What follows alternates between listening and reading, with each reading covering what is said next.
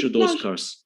Ya da What işte about the nasıl biofuels? üretilecek? Bu fabrikalar neyle that inşa will edilecek? run those cars? Çimentoyla mı, ahşapla mı, How are neyle you inşa going to edilecek? build those factories? Cement, Gates ayrıca wood. diyor ki çimentodan kaynaklanan Bill Gates karbon also says the emisyonlarını %5 oranında azaltacak bir startup firmasını finanse edecekmiş. I'm going to finance a startup company Peki, that will karbon decrease emisyonlarını the azaltmak için cement mesela dev greenhouse AVM'ler kurmaktan gas emissions by vazgeçsek 5%. ya da dev otomobil fabrikaları kurmaktan What vazgeçsek, if dev we gave hapishaneler up the idea kurmaktan of vazgeçsek? building up huge Bizim prisons, sorunumuz huge bu değil factories? ki %99'un This is not sorunu our problem. AVM, otomobil, 99% of the hapishane people bizim do not have sorunumuz da this yani problem hapishanenin of inşası bizim sorunumuz değil ki. biofuels or Bizim electric sorunumuz cars. barınma sorunu. Our Dolayısıyla problem karbon is emisyonlarını %5 problem oranında of azaltmak bizim açımızdan çok housing. kolay.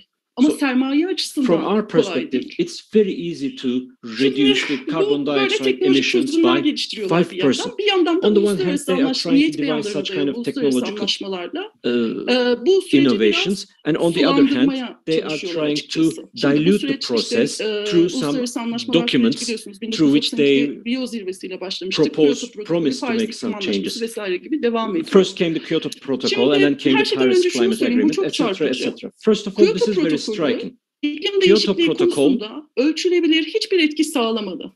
created Hatta ne oldu no biliyor musunuz? measurable impact Küresel karbondioksit in terms salımları of the climate changes. bu And protokol you know what sayesinde happened? düşeceği farz edilen oranla aynı oranda yükseldi.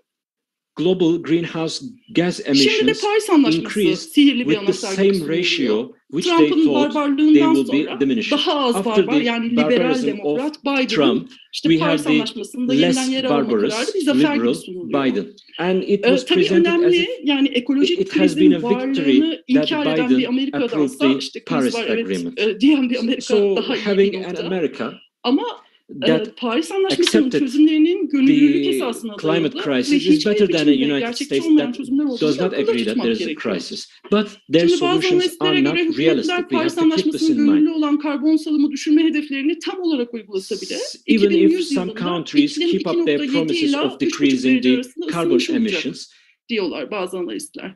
Örneğin NASA'nın eski direktörlerinden bu meselede Amerika'nın çalışmalarının temperature başındaki increase by insan 2%, James Hansen, 3%. Paris James Anlaşması'nın Hansen, tam who bir is leading saçmalık those olduğunu research, söylüyor. for example, Çünkü is bir kere saying that anlaşmada limitlerin Paris Agreement is ölçülmesi a total söz nonsense konusu değil ve because bu there böyle is no giderse de measurement yani of the Paris limits. Anlaşması'yla bir şey yaptığını düşünen ve bir şey yapıyormuş gibi gösteren hükümetler bildiğimiz dünyanın sonunu And getirmeye the hazırlanıyor. governments that Yani bu behave sonuç as if olarak they are şunu demek trying istiyorum. to Sermaye put iklim an end krizi to sorununu the çözemez climate ve sorunun crisis kendisinden kaynaklandığını are gözlerden doing saklamaya nothing. çalışıyor. Gerçeği The manipüle climate is ederek trying yapıyor to bunu. manipulate Çünkü şimdi the şunu reality tartışıyoruz. Yani iklim krizi because we are discussing tehlikeli noktadan the çok following. tehlikeli noktaya, tehlikeli bir noktada Now, olduğumuz from halihazırda açık. dangerous, Çok tehlikeli bir noktaya it- geçmemek için ne yapalım diye we konuşuyoruz are aslında. discussing about Ama how hükümetler we ve can sermaye avoid zamanını kötü kullanarak bu süreci bitirdi.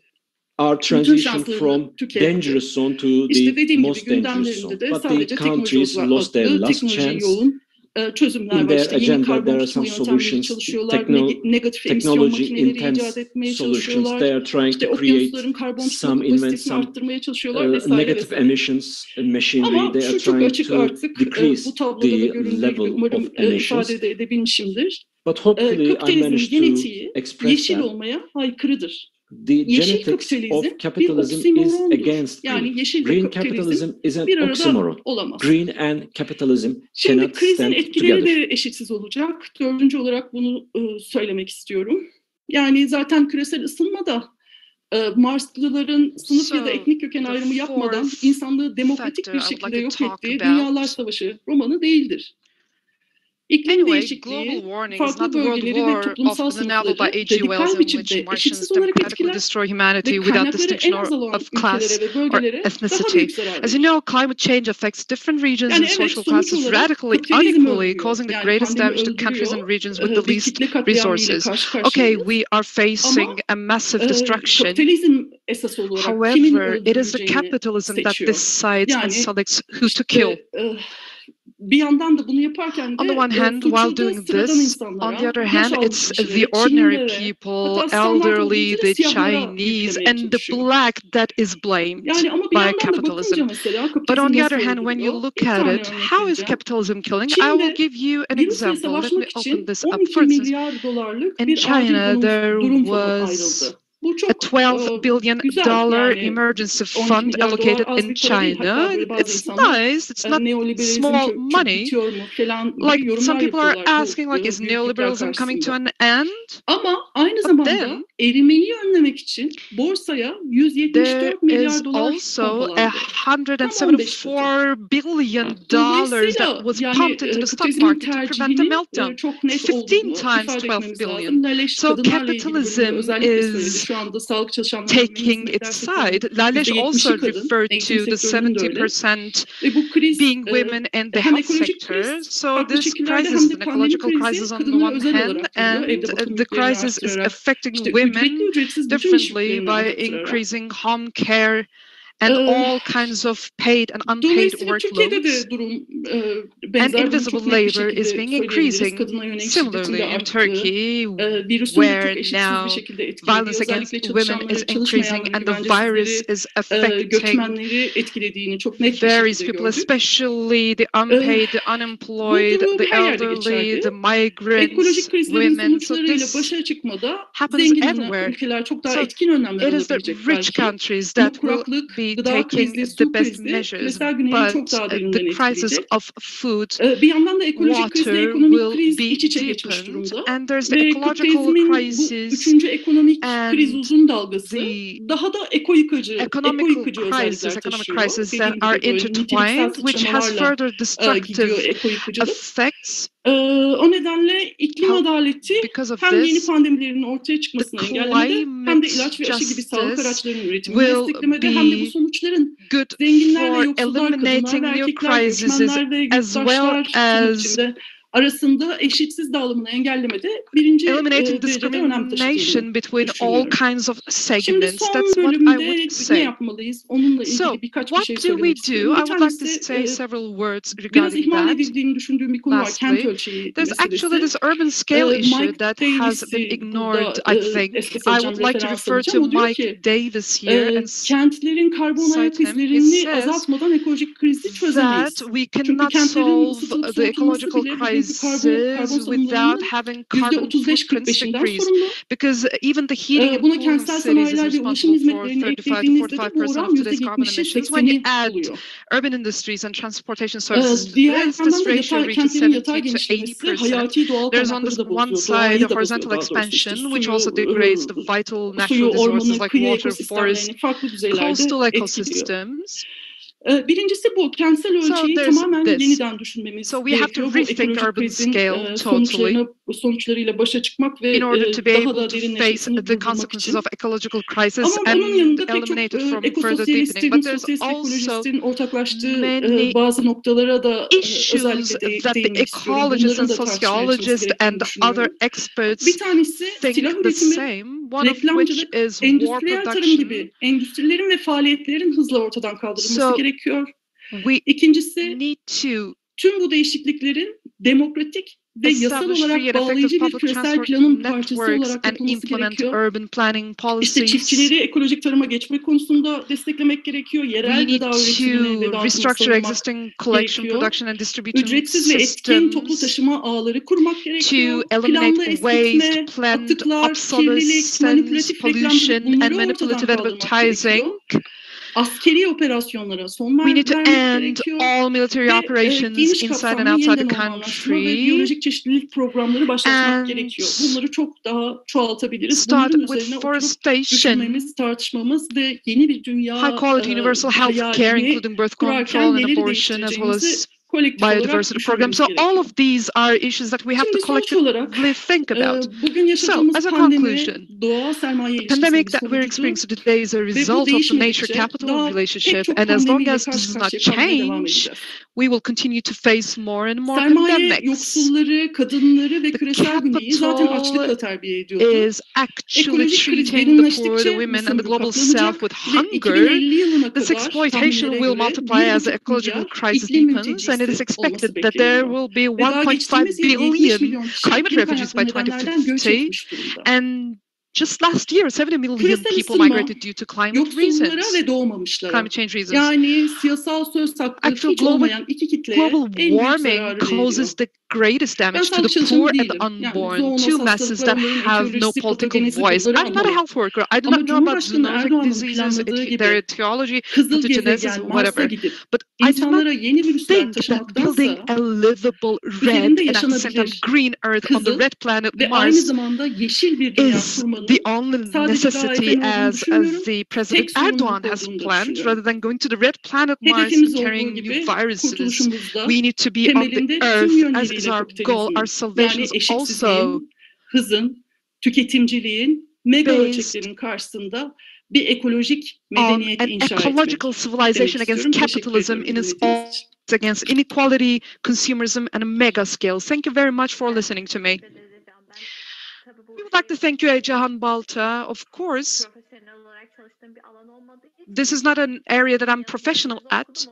I've read your text, so it sounded like I actually snatched your role at the introduction, but you really opened up very beautifully. Thank you very much.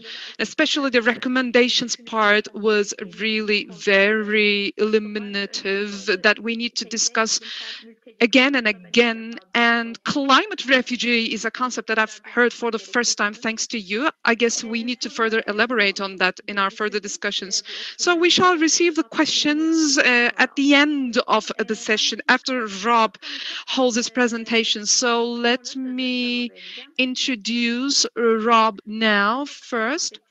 Let me talk about him briefly. His books are not interpreted into Turkish. Ecologic, Big Farms Make Big Flu, Clear-Cut Disease Control, Capital Deforestation, Capital Health Austerity, co-author. And the last book he wrote is called Death Epidemiologists. So he's also a consultant to FAO. Now I would like to give the floor to Rob Wallace. Hello, Rob. You have the floor. Thank you very much. Hello, hello. I don't have any slides today. Sometimes talking over coffee is the best way to go, especially how early it is here in Minnesota. So there is the fascist apocryphal that under Mussolini, the trains in Italy ran on time. Of course, despite its Sturm und Drang, such authoritarianism and truth are rarely synonymous. Indeed, often quite the contrary to the ultimate collapse of both the state and the population health it bears responsibility for. The trains didn't run on time. Mussolini banned all reports of railway delays and accidents. Here in the United States, President Trump pushed much the same way against a different set of daily reports. Several times this past year, he spoke on the virtues of an epidemiological agnotology, that is, the study of ignorance, rather than epistemology, the study of knowledge. When you test, you find something is wrong with people, he said. If we didn't do any testing, we would have very few cases, end quote. All to the tune of 500,000 COVID-19 deaths in the richest country in the history of humanity. That doesn't mean, however, that the present political alternative is free of blame. One might justifiably sigh in relief at President Biden's election as the return of the adults. But are there adults in charge in a country without a national health service? Indeed, 40 years of neoliberalism neglected and monetized American public health, such as it was, spinning off such interventions down to the doctor-patient relationship, or only for those who could afford such hospital visits. For even under Obamacare, 28 million Americans are still without health insurance, and 44 million more are underinsured. Combined, that approaches the total population of Turkey. Can you imagine such a gap in public health coverage? Without the capacity or interest, even now, in contact tracing and community health visits. So long before Trump, the US, despite its reputation, was in serious trouble upon any pandemic's eventual arrival. Such neglect across the globe extends back to the origins of the pandemic, along with, looking forward, the putative reset Capitol and its state representatives now propose. Despite the batch of new vaccines to which very few worldwide have access, SARS-CoV-2, the coronavirus behind COVID-19, remains on the march. It's still infecting hundreds of people a day the world over. In countries that handle the outbreak badly, among them the US, Britain, and Brazil, government rhetoric had at times even suggested letting the virus largely run its course. With little scientific backing, it was bandied that a mythical herd immunity, leaving perhaps millions dead in its wake, would save us. Agribusiness likewise proclaimed that the industry that helped set loose many of this century's deadly outbreaks offers exactly the right path forward. So the likes of the Animal Agriculture Alliance and the Breakthrough Institute say agricultural biosecurity, technology, and economies of scale, bigger is better, are the only way to protect us from another pandemic. Never mind that agribusiness production and land grabs conducted in its name are documented to have driven the emergence of multiple pathogens the past 2 decades. How do we arrive at a historical moment when the very causes of the ongoing crisis, as was so eloquently described in the first 2 talks, are repeatedly presented as its solution? Modern agriculture emerged hand in hoof with capitalism, the global slave trade, and science. Early European powers deployed the first imperial scientists to decode the new landscapes and peoples their ships encountered on their voyages of conquest. Imperial science also helped recode these lands and peoples back into subjects for capital accumulation. From Europe and Africa, the various stages of capitalism that followed expanded across the Americas, the Caucasus, and the tropics, turning locally tended food landscapes into export commodities. From 1700 to 2017, large-scale croplands and pasture expanded 5-fold to 27 million kilometers. The practice of industrializing livestock and crop production took off to new heights after the Second World War. I just did a history of much of modern capitalism in a paragraph. Forgive me. 40% of Earth's ice-free surface is now dedicated to agriculture and represents the planet's largest biome. Many millions more hectares are to be brought into production by 2050, especially in the global south, where what little virgin farmland remains is to be cut out of the last of the rainforests and savannas. The poultry and livestock alive today represent 72% of global animal biomass, far surpassing the total biomass of vertebrate wildlife.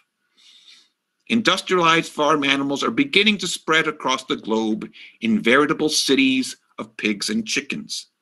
What was once planet Earth has been turned into planet farm. These expansions are networked by circuits of capital and consumption. The circuits source an increasing volume of trade in live animals, produce, processed food, and germplasm. The growing patches of monoculture are characterized by declining diversity in animals and crops, as technical interventions select a few genetic breeds over all others. Varieties also are being lost as agricultural companies consolidate. Such economically driven shifts have produced profound impacts upon both our ecology and public health. The production of limited lines of monogastric species, primarily pigs and poultry, is displacing locally adapted breeds of a wide array of animals across non-industrial countries. Similar trends are found in crops feeding both human populations and industrial livestock.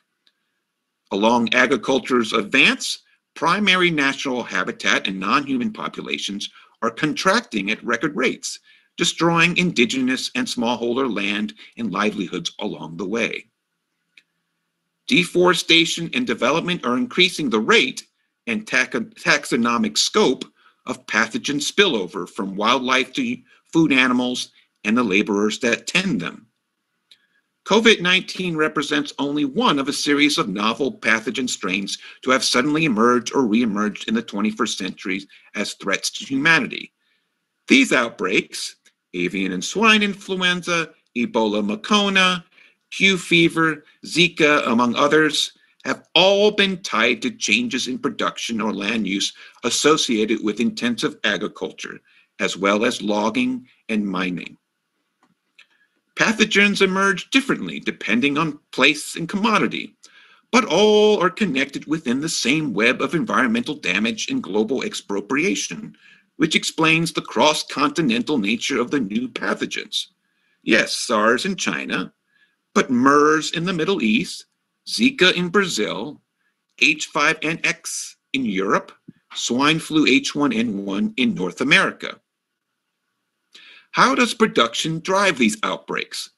At one end of a region's commodity chain, the diverse complexity of primary forests typically bottles up wild pathogens. They can't get out. Potential hosts are irregularly encountered. But transnational logging, mining, and intensive agriculture change these dynamics. They drastically streamline that natural complexity. While many pathogens on such neoliberal frontiers die off along with their host species, a subset of infections that once burned out relatively quickly in the forest can suddenly propagate much more widely. Ebola offers a classic example. Since the 1970s, Ebola outbreaks typically besieged a sub-Saharan village or two before dying out.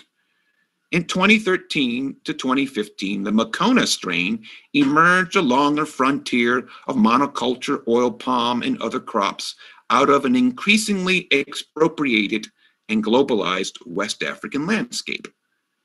Although little differentiated in its genetics or clinical course compared to previous Ebola outbreaks, the Macona strain would go on to infect 35,000 people, killing thousands living in major cities, and suddenly only a flight away from the rest of the world.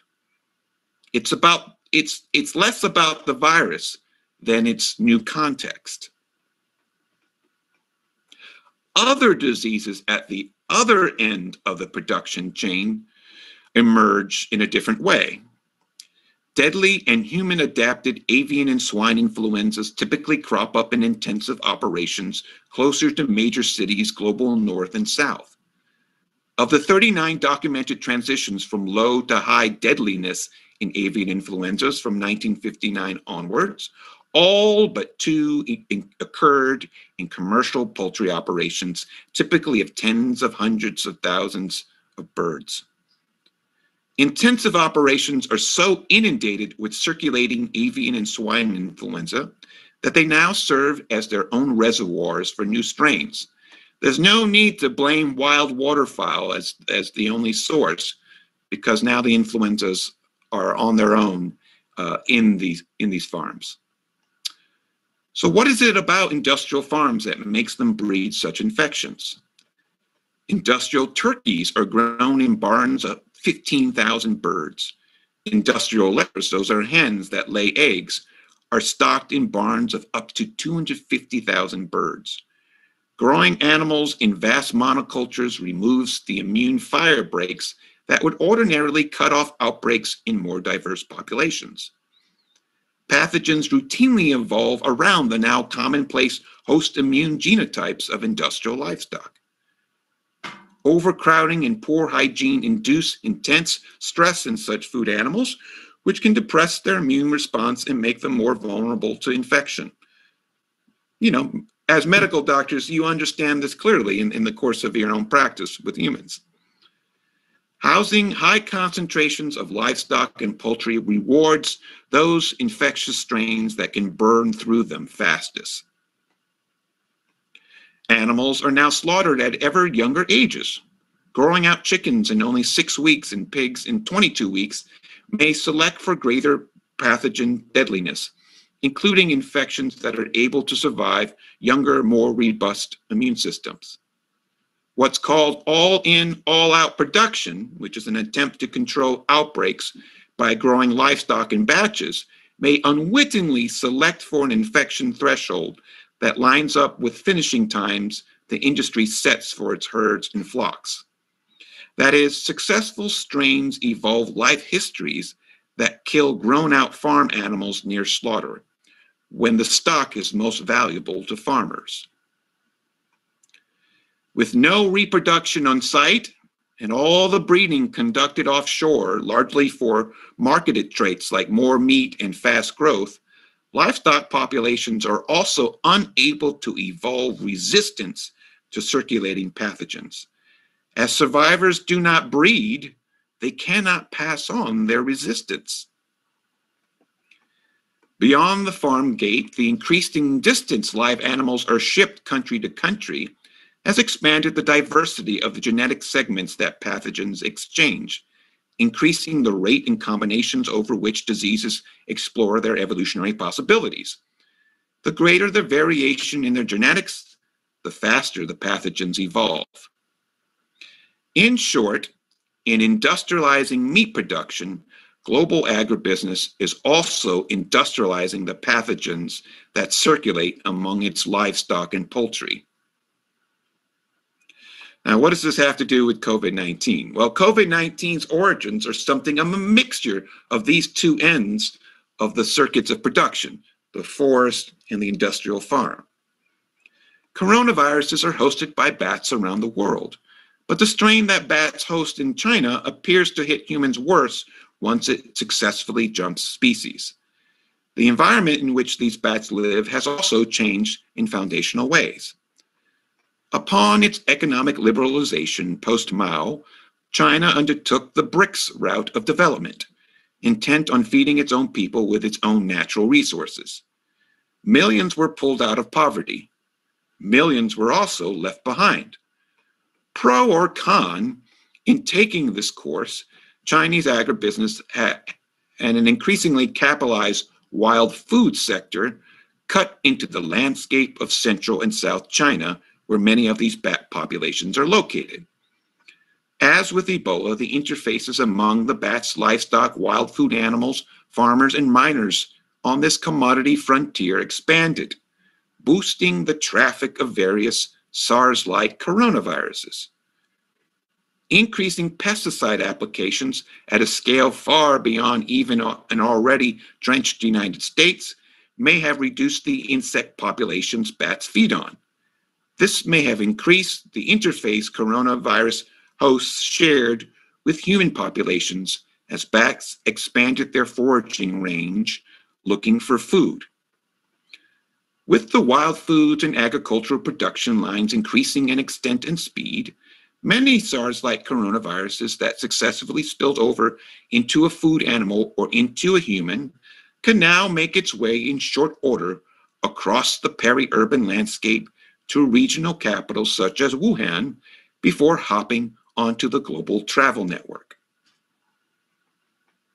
Now it all seems such a trap, such a vicious cycle of circumstances. Is there anything we can do about it? Yes, there is. We first must reject the normal that brought us this mess. Growing food isn't about making objects. Food items aren't widgets made in a factory. Agriculture must be turned from an industrial economy back to something more like a natural economy. We must return to assimilating a respect for food's context, the soil, water, air, ecological matrix, and community well-being on which food and the people who eat it depend. To box out the deadliest of pathogens, we must preserve forests in wetland complexity, maintaining ecological buffers across bats, geese, other natural disease reservoirs, our food animals, and our communities. We must reintroduce agrobiodiversity into livestock and poultry to serve as an immunological firebreak against deadly pathogens both on farms and across whole landscapes. We must return to letting livestock reproduce on site so that herds and flocks can protect themselves against pathogens in real time. Such interventions require restoring the locus of control to farmers and rural communities and away from agribusiness.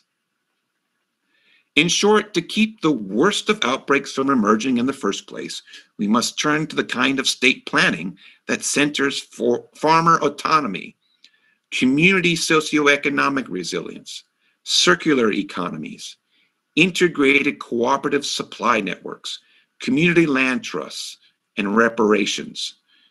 We must undo deeply historical race, class, and gender trauma at the center of land grabbing and environmental alienation, extending back to the age of colonialism. On the world stage, we must end the unequal ecological exchange between global North and South, healing the rift between ecology and economy that drives pathogen emergence and climate damage at the heart of modern agriculture involves planting a different political philosophy in the landscape. Betting that agribusiness, the major source of the pandemic we started with, or Bill Gates, will provide the solution is otherwise at best futile. We can do much better thinking and acting toward the ways of living that will allow humanity and population health their place on our planet. So thank you very much. That's my talk for now.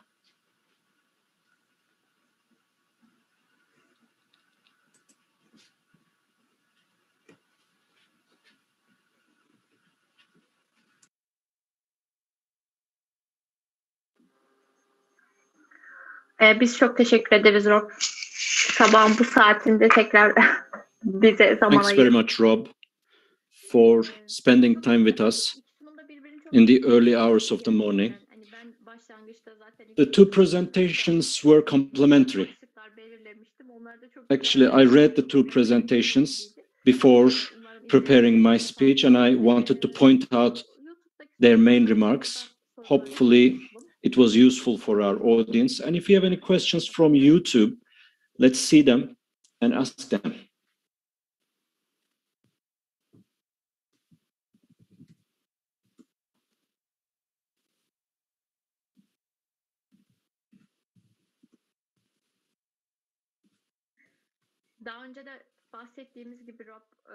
As we have mentioned, Rob, everybody is outside on the streets, making protests, celebrating Nevros, the Spring Festival.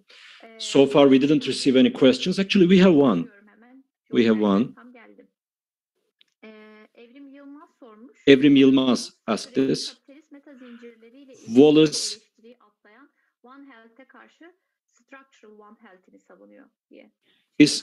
is defending the structural One Health thesis against the non-structural thesis. Is that correct? I'm glad you asked. Well, I should give a little background here. One Health is a concept that came about when H5N1, that was the avian influenza that emerged in southern China in 1997. And it was at a time in which much of the global health elite was concerned about what was going on, because it was a virus that spilled directly from birds into humans, killing 60% that were infected. And there was a worry that it would go pandemic. And so there was some money that was put in bringing together biomedical doctors, molecular biologists, public health officials, wildlife animal officials, and livestock health researchers. And the notion was that the health of the environment and livestock and wildlife and humans were interrelated to each other. This was a brand new concept, apparently, to some people. although much of the world, including farmers going back thousands of years, understood this very clearly. It really speaks to the extent to which our humanity has been alienated out of our natural landscape upon which we depend, if that seems like a new idea.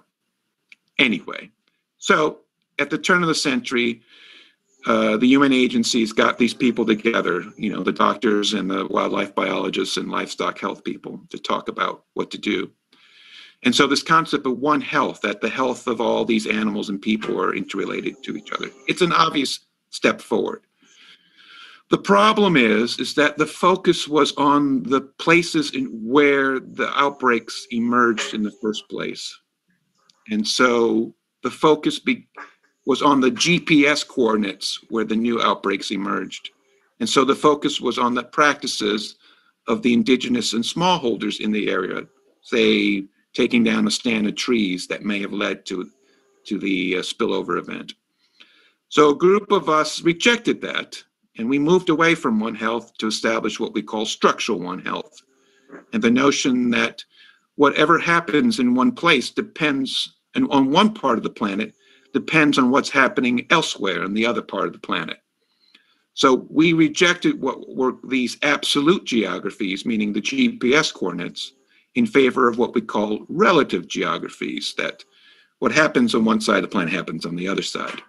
And so our focus began to go on the circuits of capital, and that we began to view places like New York, London, and Hong Kong as the worst disease hotspots, because these were the origins of the centers of capital that, in essence, were financing the deforestation and development on the other side of the planet that led to the spillover events of new diseases.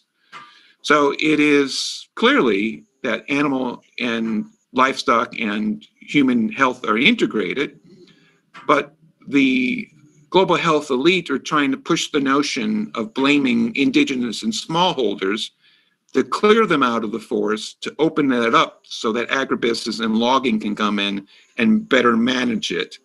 But in fact, those sectors are very much at the forefront of driving the emergence of new outbreaks.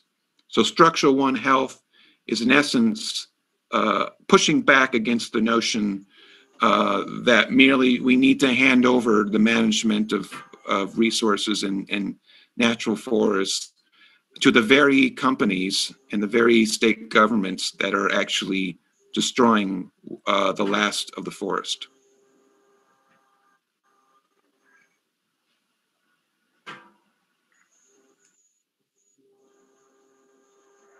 And Rob, there's a question for you in our English channel. Aslatman asks you how to deal with outsourcing toxic pesticides by multinational agribusiness corporations once those pesticides are outlawed in the global north.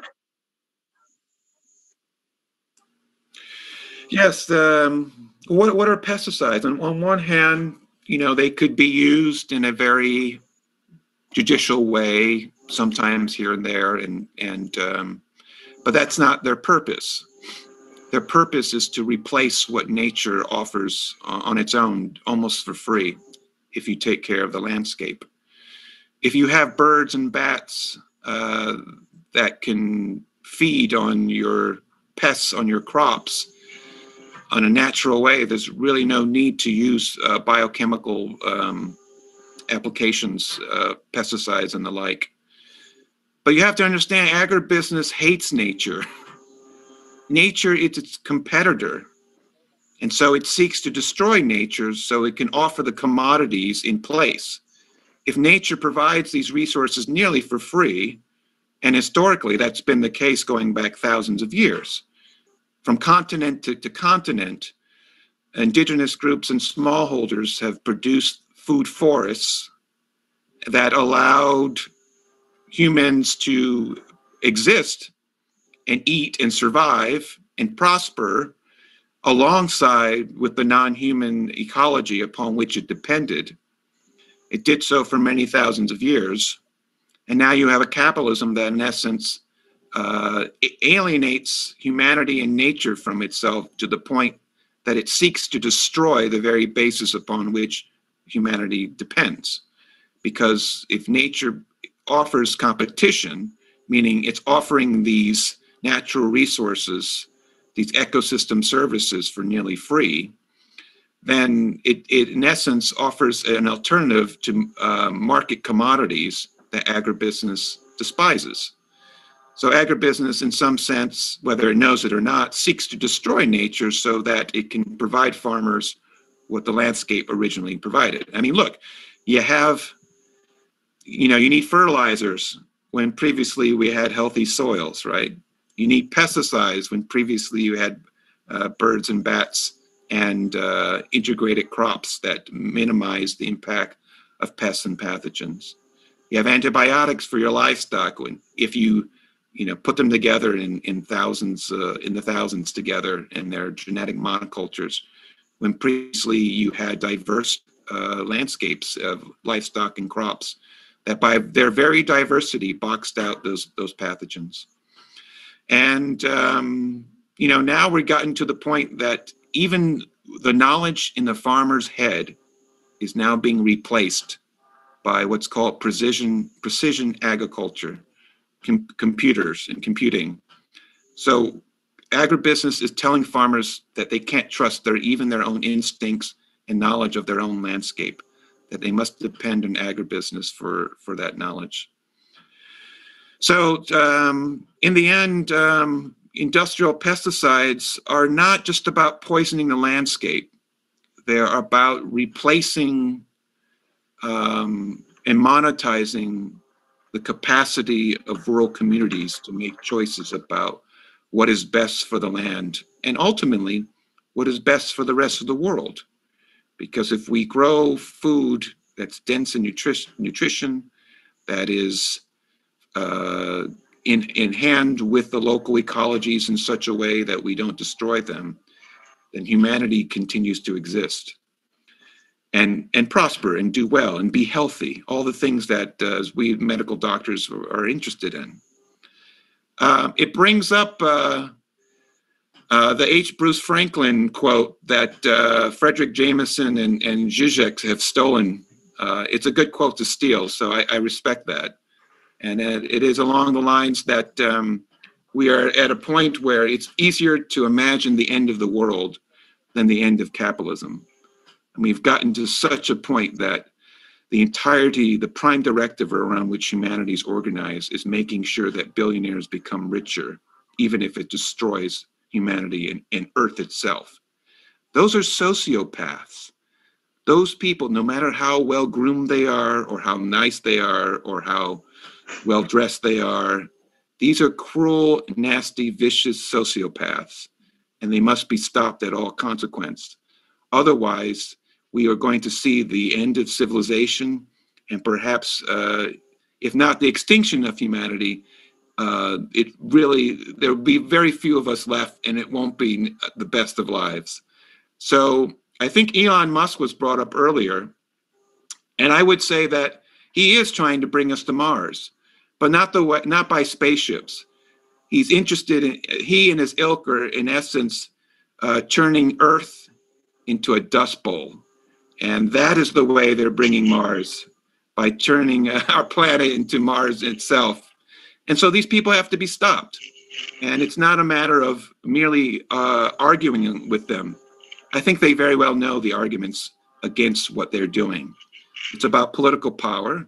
It's about the capacity of people organizing and reaching out across the world in acts of global solidarity and working together to remove these people out of power.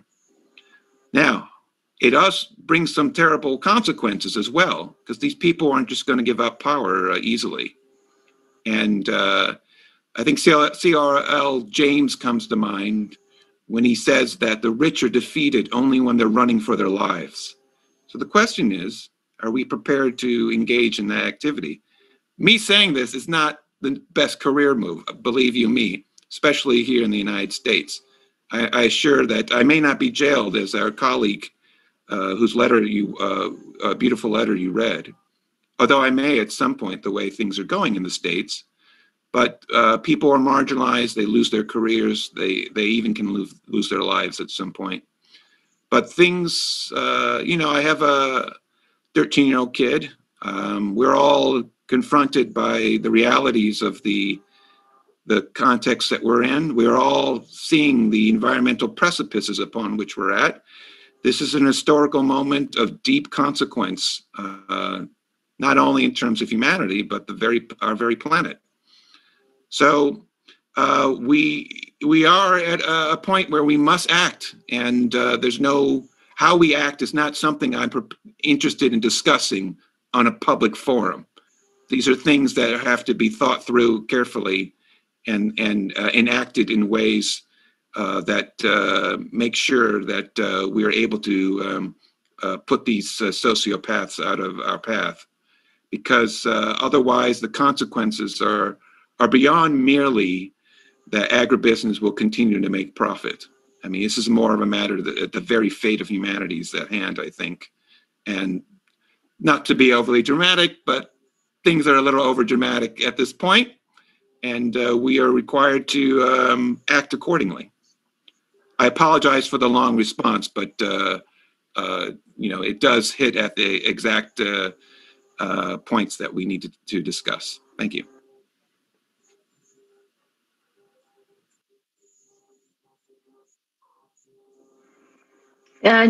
Güzel cevabın için çok teşekkür ederiz Rob. Bizce uzun değildi. Ayrıca bu Thanks soruyu... very much for this beautiful answer. It was not long at all. And we would like to thank the person who asked the question for giving you this opportunity. Now, from the point where you picked up, it became easier to imagine the end of the world rather than the end of capitalism. And there is another question addressing to Madame Ejahan. Would it be possible for us to create another world, or is it going to remain as an utopia? A similar question, in a sense, and Rob gave an answer to that question. All the species, including the human, for us to be able to survive, for the plants, for the animals to be able to survive, we don't have any other chance than realizing this utopia. We are heading towards a mass destruction. Majority of the plants were already massively destroyed. Capital has already destroyed many of them. The destruction of the animal species are gaining speed. Therefore, within this dynamic process,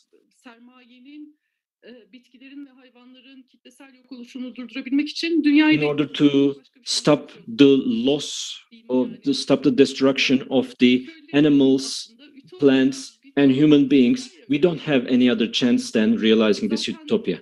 A quote from Marx: utopia is something that really exists. It is just at its beginning stages. We take it up from there and we develop it further. We are at this very point. Utopia does not mean impossible. Utopia is not yet realized, but its presence is there at its very beginning stages, and we don't have any other chance than developing it further. One other question.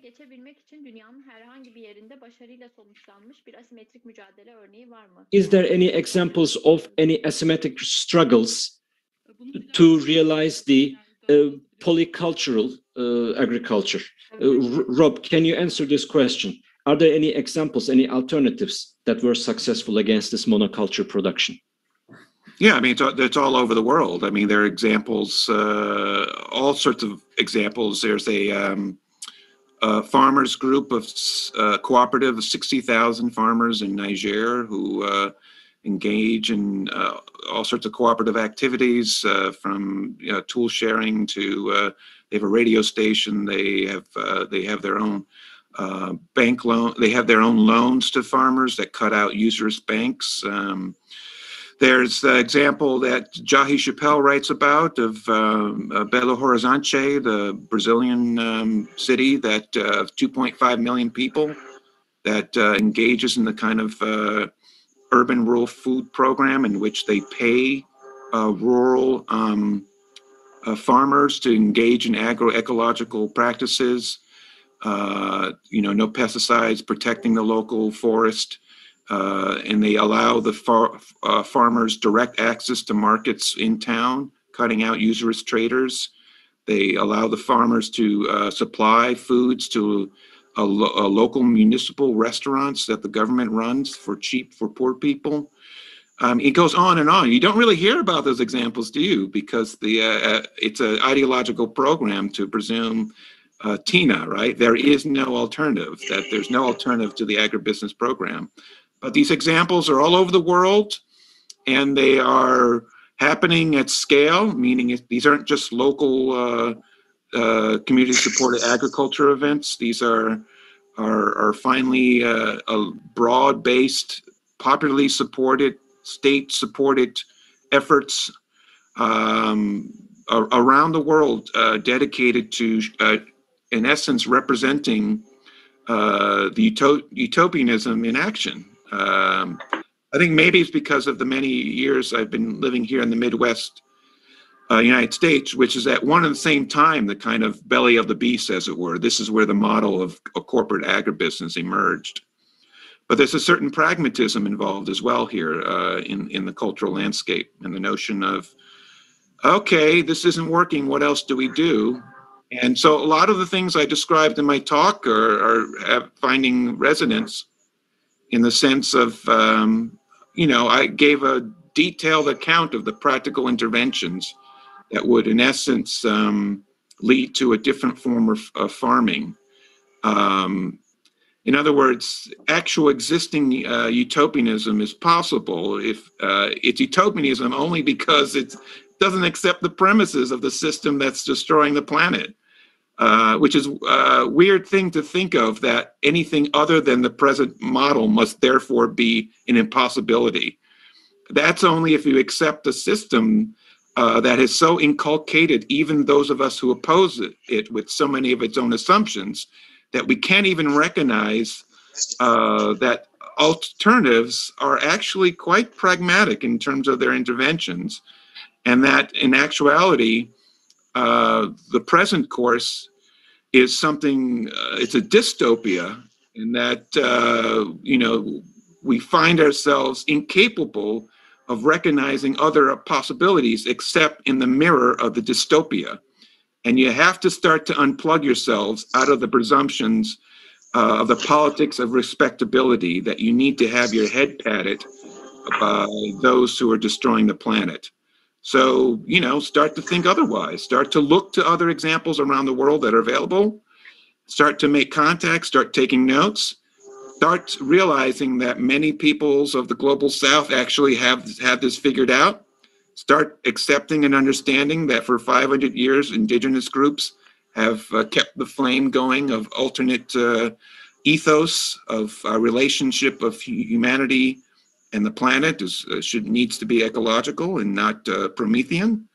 And in other words, we in the global North and elsewhere need to start taking notes and listening and learning from people who are doing this on the day-to-day already in a very practical way.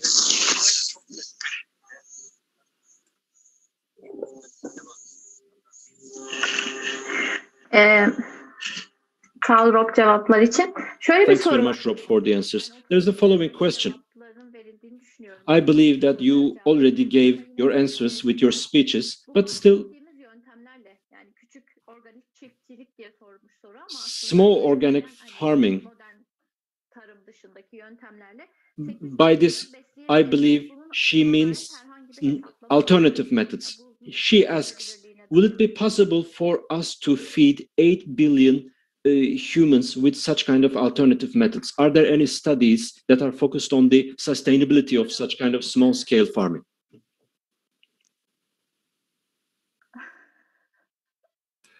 Yeah, I'll make it quick. I referred to Jahi Chappelle in his book on Belo Horizonte. In the first 2 chapters, he breaks down the kind of Malthusian assumptions about what population growth is doing to the planet and stuff. And he basically cuts into the premises that that's a problem. Basically we grow enough food, it's just not being distributed in a fair, equitable way. And, you know, if you grow for marketplace, then only people who can pay for it get it. But that's not how we grow. That's not why we grow food. We don't grow food for money. We grow food to feed people. And yes, farmers need to be paid at a fair price and all that, given where we are at this point. But it's not a matter of not being able to feed people. And much of the food on this planet is grown by smallholders as it is already. So I did speak about increasing efforts to kind of corporatize that and turning planet Earth to Planet Farm. It's true. But there is plenty of food available, and we can grow it. And in fact, the example I gave, and Chappelle gets into it, Belo Horizonte, you can move these things to scale. I mean, you can start off these kind of localist experiments, but the objective here is not only to scale up, but to scale out. And what that involves is accepting the necessity to move away from the de-peasantization that's been going on, where rural people are kicked out of the rural area and replaced with agribusiness monoculture, and move toward a re-peasantization in which more farmers are needed to operate smaller operations, but still at regional scales in a way that can feed millions of people. That's already happening in places around the world, some of the examples I gave. And it can still happen again. It only seems an impossibility, to get back to my previous answer, if we've so accepted the assumptions of the present system. If indeed capitalists say that, you know, it's really, we need to respect and appreciate human ingenuity, they only allow that to the extent to which it continues the capitalist system. As soon as you start using your ingenuity toward other systems that would allow for humanity to reintegrate into our ecologies and for Earth to continue to be Earth instead of being turned into Mars, then all of a sudden, then that's an impossibility. So I think this question about whether we can still feed people presumes that it's economies of scale that are necessary, when those economies of scale are linked into what are called diseconomies of scale, that in bigger is better can actually end up producing more problems along the way, the larger the operations get. So the question's never asked, how can we continue to be, continue on the agribusiness model when it's presently destroying the very earth we need to continue to exist? So the answer is, how is it possible to have alternatives?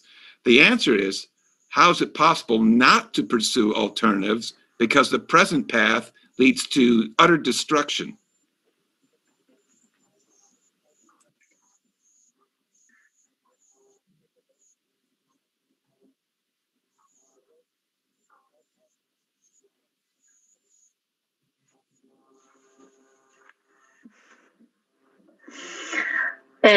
Ağzına sağlık Rob. Bence sunumun tamamını... Thanks very much, Rob. This was the best conclusion for your entire presentation. I agree with you. It is even more crazy to think that this can continue like this. It must be something to do with intentional blindness. We are trying to ignore the things, the ends of which, the conclusion of which will be unbearable for us. Thanks very much for that answer. We are time now, and we woke you up at 5 o'clock in the early morning. So we would like to set you free from this obligation. Thanks very much, Ejahan, for the presentation. They were brilliant presentations, and presentations were complementary, as if we found the opportunity to discuss about the contents previously. And thanks very much to the audience for giving us their valuable time. Have a nice day.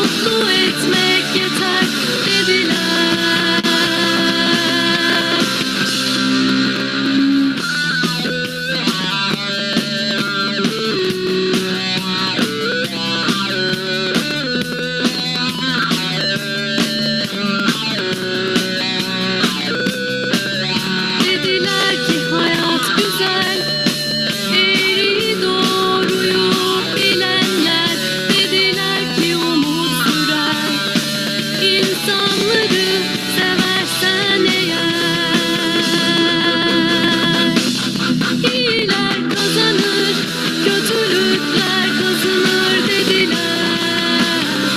Mutlu olmak için mutlu etmek yeter dediler. İyiler kazanır, kötülükler kazanır dediler. Mutlu olmak için mutlu etmek yeter dediler.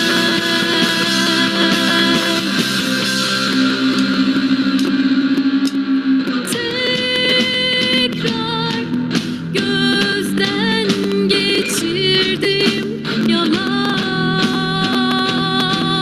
söylememişler. Tekrar gözden geçirdim